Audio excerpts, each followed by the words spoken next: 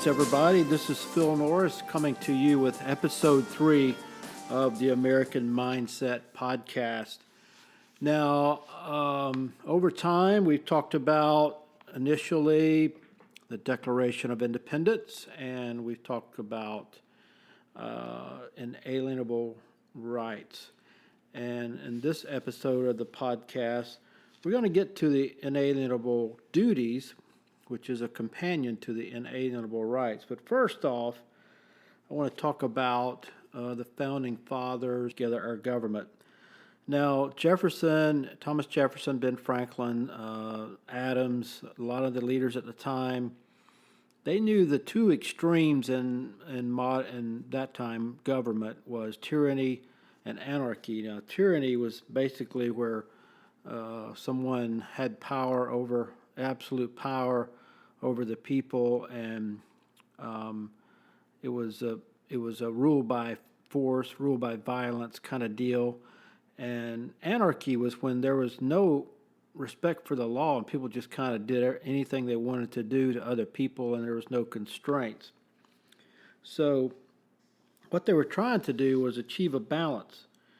And so what they knew about were two different types of laws: the ruler's law, which would represent tyranny, and the people's law, which is kind of in the middle of anarchy and tyranny. So we'll look at those two types of laws.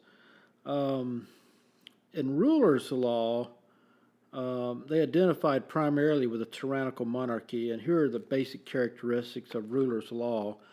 Authority under ruler's law is nearly always established by force, violence, and conquest. So think about that. They kind of just rule. Whoever has the power rules over everybody else. Therefore, all sovereign power is considered to be in the conqueror or his descendants. Also, the people are not equal but are divided into classes and are all looked upon as subjects of the king. We've seen that in many societies. The fourth law is the entire country is considered to be the property of the ruler. He speaks of it as his realm, and we've seen that in books and in other countries. The fifth ruler's law was the thrust of governmental power is from the top down, not from the people upward. So you get whatever the king dishes out. And number 6, the people have no unalienable rights. The king giveth, and the king taketh away. Sounds pretty familiar, doesn't it? Rule number 7, government is by the whims of men, not by the fixed rule of law which the people need in order to govern their affairs with confidence. Seems like our government right now, in many respects, in recent years, has been whims of men. We seem to have thrown the Constitution under the bus and don't care about it. Number 8, the ruler issues edicts, which are called law. He then interprets the law and enforces it, thus maintaining tyrannical control over the people. We've seen a lot of executive orders in different administrations that seem to kind of fit this vein right there. Under ruler's law, problems are always solved by issuing more edicts or laws, setting up more bureaus, harassing the people with more regulators, and charging the people for these services by continually adding to their burden of taxes. Sounds like a huge central government. You have to have the government. We have to have it this big, and you get to pay for it. How about that? How does that sound? Number 10, freedom is never looked upon as a viable solution to anything. Wow, that's hard to swallow. And number 11, the long history of ruler's law is one of blood and terror, both anciently and in modern times. Under it, the people are stratified into an aristocracy of the ruler's retinue, while the lot of the common people is one of perpetual poverty, excessive taxation, stringent regulations, and a continuous existence of misery. Sounds like my kind of government, right? Everybody wants that. Continuous existence of misery. Nope, no thanks. I'll shoot for something else. Now, Jefferson's great ambition in 1776 when he's writing the Declaration of Independence, that's why he took 17 days to write the Declaration of Independence, because he wanted to work in these ancient principles that the Anglo Saxons had embraced and bring that into one of our founding documents, which was the Declaration of Independence. He wanted to promote a renaissance of these Anglo Saxon primitive institutions on the new continent. Thus presented, the American Revolution was nothing but the reclamation of the Anglo Saxon birthright of which the colonists had been deprived by a long trend of abuses. Nor does it appear that there was anything in this theory which surprised or shocked his contemporaries. Adams apparently did not disapprove of it, and it would be easy to bring in many similar expressions of the same idea in documents of the time.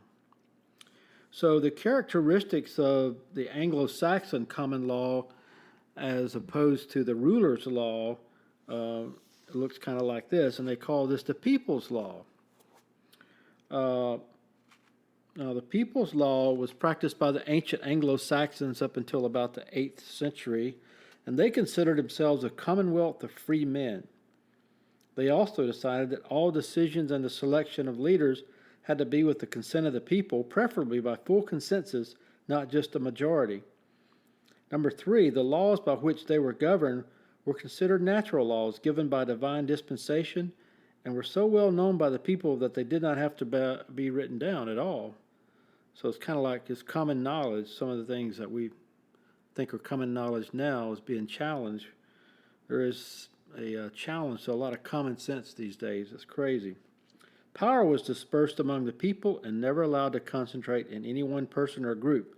Even in time of war, the authority granted to the leaders was temporary, and the power of the people to remove them was direct and simple. The primary responsibility for resolving problems rested first off with the individual, then the family, then the tribe or community, then the region, and finally the nation.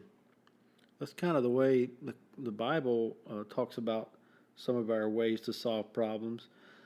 They were organized into small, manageable groups where every adult had a voice and a vote. They divided the people into units of 10 families who elected a leader, then 50 families who elected a leader, then 100 families who elected a leader, and then 1,000 families who elected a leader. They believed the rights of the individual were considered unalienable and could not be violated without risking the wrath of divine justice as well as civil retribution by the people's judges. So they did have some sort of checks and balances system then. They did have judges that could back up the people if their laws and their rights were being violated. Also, the system of justice was structured on the basis of severe punishment unless there was complete reparation to the person who had been wronged. There were only 4 crimes or offenses against the whole people. These were treason, by betraying their own people, cowardice, by refusing to fight or failing to fight courageously, desertion, and homosexuality. These were considered capital offenses. All other offenses required reparation to the person who had been wronged. Wow. So think about that. They always attempted to solve problems on the level where the problem originated. If this was impossible, they went no higher than what was absolutely necessary to get a remedy.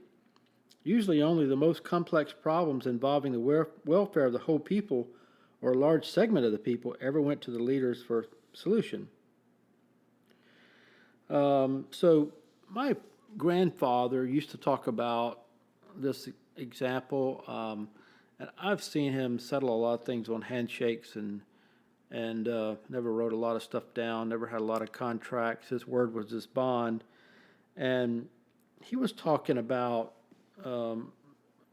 back in the day, many, many years ago, when he was a young lad, I guess, or when he was starting out, he noted that, for an instance, if someone's, Mr. Smith's cow got out of the pasture and went over and ate Mr. Jones' corn, Mr. Jones and Mr. Smith would get together and talk about what had happened.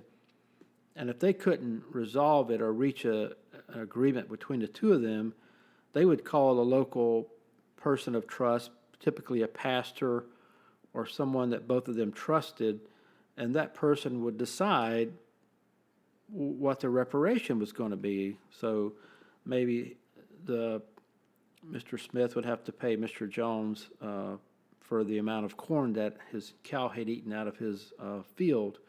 So that's kind of the way the basis of our law started out. So anyway, think about that. That's an old concept now. Now, as I noted in the first episode, that Thomas Jefferson had studied 2 ancient civilizations when he was studying under Professor George Wythe Law School at William and Mary. I just talked about the Anglo Saxon people's law, the common law, and also Jefferson studied the ancient Israelites and their people's law. And now I'd like to kind of tell you what just now discussed the Anglo Saxon law. Now let's talk about the characteristics of the children of Israel and their people's law. They were set up as a commonwealth of free men, just like the Anglo Saxons. A basic tenet was proclaim liberty throughout all the land and unto all the inhabitants thereof. That was out of the Bible, Leviticus 25:10. This inscription appears on the American Liberty Bell. Whenever the Israelites fell into the temptation to have slaves or bondservants, they were reprimanded. Around 600 BC, a divine reprimand was given through Jeremiah. And he quotes, "Ye have not hearkened unto me in proclaiming liberty every one to his brother, and every man to his neighbor. Behold, I proclaim a liberty for you, saith the Lord." And that was in Jeremiah 34:17. The second tenet was all the people were organized into small manageable units, just like the Anglo-Saxons, where the representative of each family had a voice and a vote. This organizing process was launched after Jethro, the father-in-law of Moses, saw him trying to govern the people under ruler's law. So Moses was trying to use the ruler's law that we discussed earlier. And that looked like Moses, then it worked down to Aaron and Joshua, then the Council of 70, then the elected representatives. And this was what they came up with in the answer to ruler's law by Moses. Moses was at the top. It's kind of like a pyramid. Aaron and Joshua were like vice presidents. Then they had the Council of 70, and then the elected representatives. Then they had 600 groups of 1,000 families, 6,000 groups of 100 families, 12,000 groups of 50 families, and 60,000 groups of 10 families. More than 600,000 families, more than 3 million people with power to govern themselves. Think about that. So that's kind of sort of how our system was set up. We have elected representatives. The third tenet of the Israeli people's law was there was specific emphasis on strong local self-government. Problems were solved to the greatest possible extent on the level they were originated. The record says the hard causes they brought unto Moses, but every small matter they judged themselves, and that was in Exodus 18:26. The entire code of justice was based primarily on reparation to the victim rather than fines and punishment by the Commonwealth. Reference to this procedure will be found in Exodus chapters 21 and 22.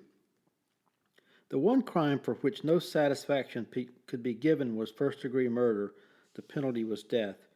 And that was in Numbers chapter 35, verse 31. Leaders were elected and new laws were approved by the common consent of the people. Number 6, accused persons were presumed to be innocent until proven guilty. Evidence had to be strong enough to remove any question of doubt as to guilt. Borderline cases were decided in favor of the accused, and he was released. It was felt that if he were actually guilty, his punishment could be left to the judgment of God in the future life. So that's kind of an interesting way. That's kind of how our judicial system is set up. You have to have conviction beyond all reasonable doubt by a jury in most cases involving capital crimes.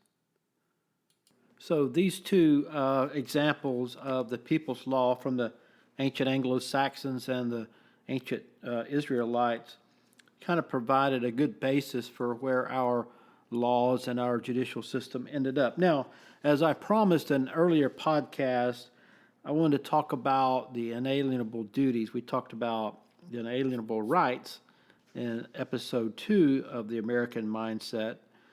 Today, we're going to finish off with talking about the inalienable duties. Now, these are examples of public and private duties which the Creator has imposed on every human being of normal mental capacity. So let's start off with number 1, the duty to honor the supremacy of the Creator and His laws. Okay, as it was stated in an earlier podcast, the Creator's law is the supreme law of the world, the law of nature being coeval with mankind and dictated by God himself is of course superior in obligation to any other. It is binding all over the globe in all countries and at all times. No human laws are of any validity if contrary to this, if contrary to God's law. Okay? Number 2, the duty to not take the life of another except in self-defense. That was private and public duty number 2. Number 3, the duty not to steal or destroy the property of another. Number 4, the duty to be honest in all transactions with others. Number 5, the duty of children to honor and obey their parents and elders. Wow. That might raise a few eyebrows these days and amongst the millennial generation. Number 6, the duty of parents and elders to protect, teach, feed, clothe, and provide shelter for your children. Now, parents, it's your duty. It's not the government, so let's just think about that. It's not anyone else's duty unless you're absolutely incapable of doing it. Let's read that one again. The duty of parents and elders to protect, teach, feed, clothe, and provide shelter for children. Number 7, the duty to support law and order and keep the peace. Number 8, the duty not to contrive through a covetous heart to despoil another. Number 9, the duty to provide insofar as possible for the needs of the helpless, the sick, the crippled, the injured, and the poverty-stricken. Number 10, the duty to honorably perform contracts and covenants both with God and man. Number 11, try this one next time you're stuck in traffic. The duty to be temperate. Number 12, the duty to become economically self-sufficient. It's our duty to try to break away from our parents, go make our own way, make a living, and not depend upon anyone else, including the government. Well, think about that. We've gotten away from that in this country. It seems to be the norm now that people are not living up to that duty. The duty not to trespass on the property or privacy of another. That's 13. Number 14, the duty to maintain the integrity of the family structure. Another cause for pause. If you look around, I think that's the source of a lot of our issues in inner cities, is we're not maintaining the integrity of the family structure. Number 15, the duty to perpetuate the race. Number 16, the duty not to promote or participate in the vices which destroy personal and community life. Opioid addiction comes to mind right away when that comes up. And I'm just going to say it. This legalized marijuana is the same thing. It's a vice which destroys personal and community life. I'm sorry, it just does. The science is out there. 17, the duty to perform civic responsibilities, which are voting, assisting public officials, serving in official capacities when called upon, and staying informed on public issues, and volunteering where needed. When's the last time you tried to get out of jury duty? Yeah, okay, there's some guilty people out there. It is your duty to serve. I'm sorry, that's what God placed upon us as our duty. Number 18, the duty not to aid or abet those involved in criminal or antisocial activities. Number 19, the duty to support personal and public standards of common decency. And number 20, the duty to follow rules of moral rectitude. So those are that's some food for thought in this American Mindset Podcast, Episode 3. I hope you'll study those. The two people's laws that we talked about, the Anglo Saxon and the children of Israel, their common laws, and compare that to how our government ended up being and I believe the way it should be, and all the things that we've gotten away from, which move us either to the left or right of that center of people's law, either towards tyranny or towards anarchy. Also, we looked at the inalienable duties that God placed upon us as human beings that we're responsible for doing as human beings and as His children. So, ladies and gentlemen, I hope this has been another informative episode of the American Mindset. Tune in next time, and we'll take our study of the American government system and the American mindset that it was founded on a little further and a little deeper. Thank you for your time. This is Phil Norris with the American Mindset.